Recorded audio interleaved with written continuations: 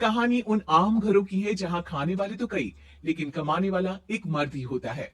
बावजूद इसके उसे उम्मीदें कम नहीं होती। देखिए जी, सामने वाले वर्मा जी कैसी अच्छी तरह से सफाई करते हैं छुट्टी वाले दिन अपने घर की, और एक आप है। अरे यार, उनके पास कार है, ऑफिस पास में है और हफ्ते में 2 दिन की छुट्टी होती है, तो फर्क तो पड़ता है ना। मेरी तो शादी ही गलत हो गई।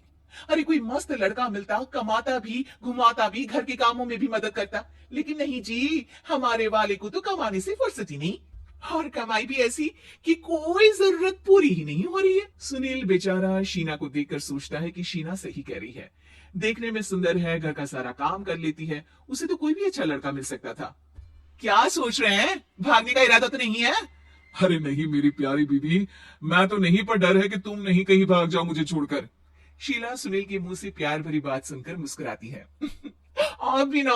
सुनील एक दिन ऑफिस से घर आता है कि तभी शीना कहती है, सुनिए जी, वो मेरी सहेली आई थी, सारा दिन वो लोग यहीं थे, अब जा रही थी तो मैंने कहा नहीं नहीं, मेरे पति छोड़ आएंगे ना तुम्हें, तो रोक लिया मैंने।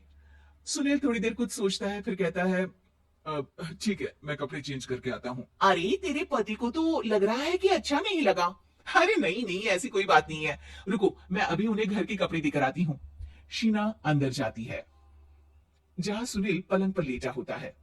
अरे क्या मजाक है, वो कह रही है कि आपने मुंह बना लिया। सही तो कह रही है, सुबह से अब ऑफिस से लौटा हूँ, एक कप चाय का तो पूछा नहीं। 20 किलोमीटर जाओ और आओ, और फिर कल उसी टाइम पर ऑफिस। अरे यार। मुझे गाड़ी चलानी आती ना तो बोलती भी नहीं आपको, और कौन सा रिक्शा खींच कर जाना है आपको। सुनील अब क्या बोलता। रात देर से आता है और सो जाता है। अगले दिन, शरीर दर्द हो रहा है। अरे तो मत जाओ ना ऑफिस, चलते हैं ना मार्केट घूमने, फिर पिक्चर देखेंगे और रात में खाना खाकर घर वापस। सुनील जब सारे दिन की थकान वाला शेड्यूल सुनता है तो वो सीधे सीधे ऑफिस के लिए तैयार हो जाता है। अब आए दिन शीना की डिमांड बढ़ती ही चली जाती है और सुनील उसको पूरा भी करता, लेकिन एक दिन, ए जी मेरा भाई आ रहा है, उसे 2 लाख रुपए की जरूरत है। हाँ तो मैं क्या करूं शीना, मेरे पास इतने रुपए नहीं है। हाँ हाँ पता है नहीं है, लेकिन किसी से लेकर तो दे सकते हो ना। अरे मैं किससे मांगू, मेरे तो जानने में भी कोई नहीं है जिसके पास इतनी बड़ी रकम हो।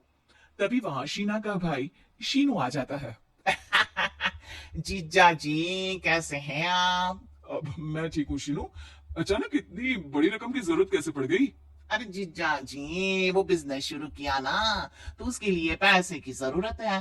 काफी हो चुका है, थोड़ा पैसा बचता है तो मैंने सोचा आपसे ले लूं। अब देखो, मेरे ऑफिस में कुछ लोग हैं जिनकी सेविंग अच्छी है, मैं उन लोगों से बात करके देखता हूँ। सुनील ऑफिस से किसी से पैसे लेकर शीना को दे देता है। शीना वो पैसा भाई को दे देती है। 2 महीने बाद, अरे यार शीना, वो ऑफिस वाला आदमी अपने पैसे मांग रहा है, कैसे दूं? अपने भाई से बोलो ना पैसे दे दे। अरे हाँ हाँ दे देगा, कहाँ भागा जा रहा है, आप उनको बोल दो कि दे देंगे। थोड़े दिन बाद, शीना, वो आदमी मुझसे आज भी पैसे मांग रहा था यार, मैं तंग आ गया हूँ। ऑफिस जाते ही सामने उसका चेहरा दिखता है, क्या बोलूं, बार बार पैसे मांगता है। अच्छा मैं शीनू को फोन लगाती हूँ, बात करके देखती हूँ। शीना भाई को फोन करती है, लेकिन वो फोन उठाता ही नहीं। लगता है भाई कहीं ऐसी जगह है जहां नेटवर्क की समस्या होगी। सुनील अगले दिन दोपहर को ही घर आ जाता है। उसका चेहरा उतरा और परेशान सा होता है, वो रोने लगता है। अरे क्या हुआ जी, आप इतना परेशान क्यों है, सब ठीक तो है ना? अरे नहीं शीना, कुछ ठीक नहीं है, मैं ठीक नहीं हूँ। तुम्हारे भाई के लिए मैंने जो पैसे लिए थे, उस आदमी ने आज भरे ऑफिस में सबके सामने मेरी बेइज्जती कर दी। सबके सामने आज मैं कर्जदार बनकर खड़ा था।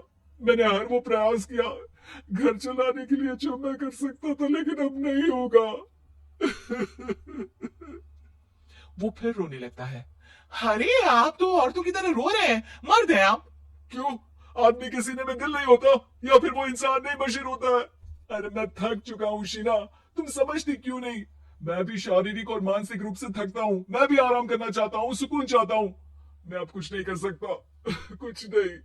वो बैठ जाता है। शीना पति को हैरान परेशान देखकर चुप हो जाती है। अगले दिन, सुनिए, ये लीजिए 2 लाख रुपए, उस आदमी को दे दीजिए और बोल दीजिए कि आज के बाद किसी को पैसे के लिए बेइज्जत ना करे। सुनील पैसे देकर राहत की सांस लेता है। अरे शीना, तुमने तो मेरा बहुत बड़ा काम कर दिया, अब मैं शान से ऑफिस जा सकता हूँ। लेकिन ये पैसे आए कहाँ से? ये पैसे मैंने अपने गहनों को गिरवी रखकर लिया है। तुम ठीक रहो, निश्चिंत रहो, मैं बस यही चाहती हूँ। मुझे माफ करना, पर अब मैं समझ चुकी हूँ कि मर्द को भी दर्द होता है।